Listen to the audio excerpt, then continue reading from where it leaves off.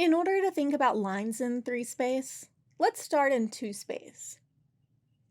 Here I have a line with slope 3/2, and it passes through this point 1, -2. So let's suppose I increase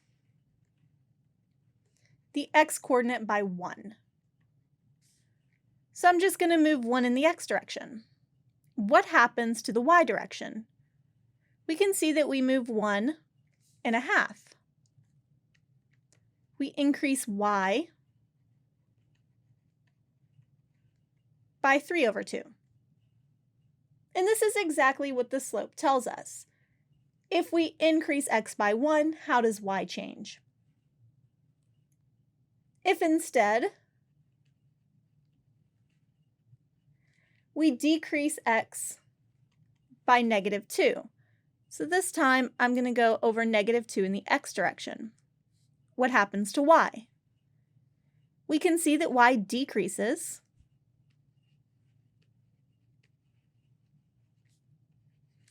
by 3, or 3/2 times -2. This would tell me -3, so it tells me that it decreases for the negative by 3. And in general, if I want to change x by some arbitrary amount, then the slope determines how we would change y. We would change y by the slope, 3/2, times d. So I can talk about the direction of this line. The direction of this line is determined by the vector 2, 3, which essentially tells me for every 2 I move in the x direction, I will move 3 in the y direction. So it determines the direction of the line. And so we can write this line as the point 1, -2, plus some change, depending on how much we change, 2, 3. I can also write this in parametric form. I can look at my x pieces, 1 plus t times 2, and my y pieces, -2 plus t times 3. So this is another way we can define lines in terms of a single point and the general vector that determines the direction. If you input any number for t, it will output a point on this line. We can extend this idea to 3-space as well. If I have some point on my line, I'm going to denote it by x0, y0, z0. In some direction, I know the general direction of the line that's given by some vector, ABC. The line is then given by x0, y0, 0, z0, the vector defined by this point, plus t times the direction vector. This essentially tells me where I start and then how I change. As an example, let's consider a line that passes through the point 7, -6, 6 in the direction of 0, -4, -1. In this case, my line would be given by the point, written in vector form, plus t times the direction.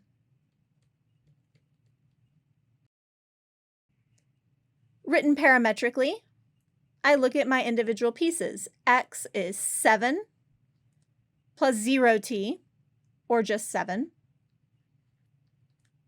Y is -6 minus 4t. Those will be the y coordinates, the second coordinates of each of these vectors. And z is equal to 6 minus 1t, or minus t. So this is the parametric form of this line. In 2 dimensions, we can define a line using a point and the slope on the line.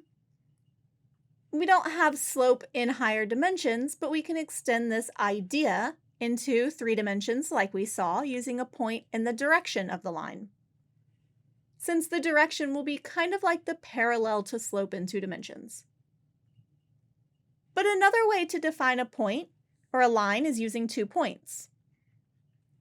Let's suppose I have some point, x0, y0, z0. I'm going to denote that by P. And I also have x1, y1, z1. I'm going to denote that by Q. I can use these 2 points to find the equation of the line. Since I have 2 points, I can think about the vector going from P to Q. And this will determine the direction of the line. So I can determine this vector by subtracting x1 minus x0, y1 minus y0, and z1 minus z0. We can then use this as our vector for our line. So now we have our vector and a point, and we can actually use either one of our points, P or Q. As an example, let's consider the line passing through 6, negative 3, 3, and 1, 0, minus 3. So to find our vector, we need to subtract. Subtract the first coordinates, 1 minus 6. The second coordinates, 0 minus negative 3. And the third coordinates, negative 3 minus 3. Simplifying, we get negative 5, 3, negative 6. So now this is our direction.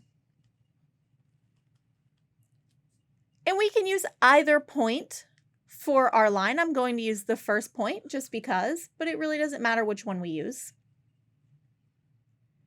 We would have our point written in vector form, so 6, negative 3, 3, plus t times our direction vector.